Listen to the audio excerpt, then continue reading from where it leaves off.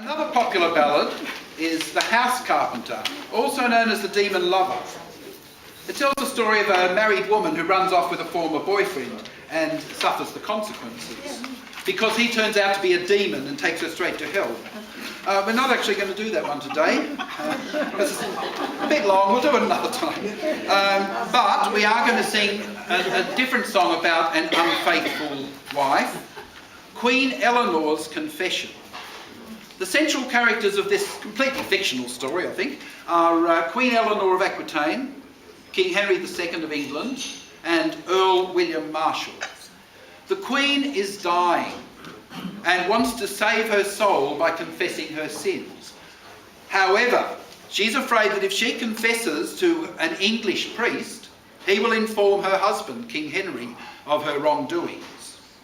To avoid this situation, she sends to France for a priest who will have no loyalty to the English crown. Now, when King Henry hears about this plan, he suspects that the Queen has betrayed him in some way and hatches a plan for himself and his friend Earl Marshall to disguise themselves as French priests and go to hear the Queen's confession. Earl Marshall at first refuses, saying he could be hanged for tricking the Queen in this way. In fact, he's well aware of what the Queen is likely to confess. King Henry swears a royal oath to Earl Marshall that he will be unharmed no matter what the Queen might reveal. When the two men dressed as French priests go to hear the Queen's deathbed confession, Eleanor reveals several shocking sins. And just one explanation here, there's a reference to fairest Rosamund. She was the King's mistress, so when she comes up you'll know who we're talking about. By the way, this song is a terrible calumny. She should have taken everyone to court over this one. Because Eleanor was probably the most famous woman of the Middle Ages. She married two kings, and she had two kings for sons, and she was really an impressive woman. And the only thing was the English didn't like her because she was Spanish, and that's why they wrote this terribly rude song about it. It was a lot of fun. I also learnt this off a record by Cynthia Gooding, who was a collector of folk songs in America, and she's actually responsible for three of the songs here: Mary Hamilton, this one, and another one I'll do later. Queen Eleanor was a sick woman and afraid that she would die, when she sent for two friars out of France to come to her speedily.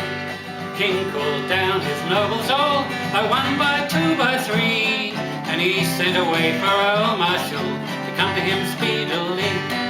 Do you put on one friar's coat, and I'll put on another, and we will to Queen Eleanor go, one friar like another. Oh, God forbid, said Earl Marshall, that such thing e'er should be.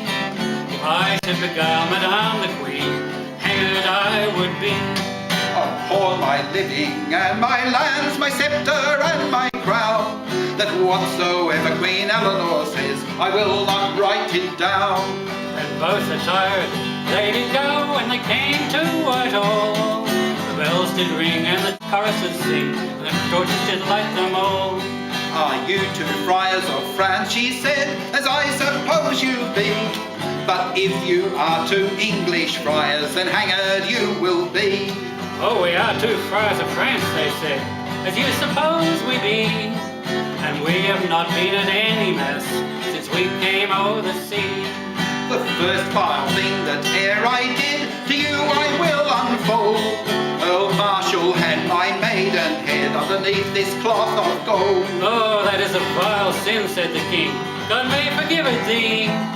Amen, amen, quoth Earl Marshall, with a heavy, heavy heart spoke he. The next vile thing that e'er I did, to you I'll not deny. I brewed a batch of poison strong to poison King Henry. Oh, that is a vile sin, said the king, God may forgive it thee. Amen, amen, quoth Earl Marshall, and I wish it so may be. The next vile thing that e'er I did, to you I will discover. I poisoned fairest Rosamund, all in fair Woodstock bower. That is a vile sin, said the king, God may forgive it thee. Amen, amen, quoth Earl Marshall, and I wish it so may be. Do you see yonder little boy a-tossing of that pole? That is Earl Marshall's son, she said, and I love him the best of all. And you see yonder little boy, the catching of the ball. That is King Henry's son, she said, and I love him the worst of all. His head is like unto a bull, his nose is like a boar. No matter for that, King Henry said, I love him the better therefore. And the king pulled off his friar's coat, and he appeared all in red. She shrieked, she cried, she wrung her hands, and said she was betrayed. The king looked over his left shoulder, and a grin looked at me.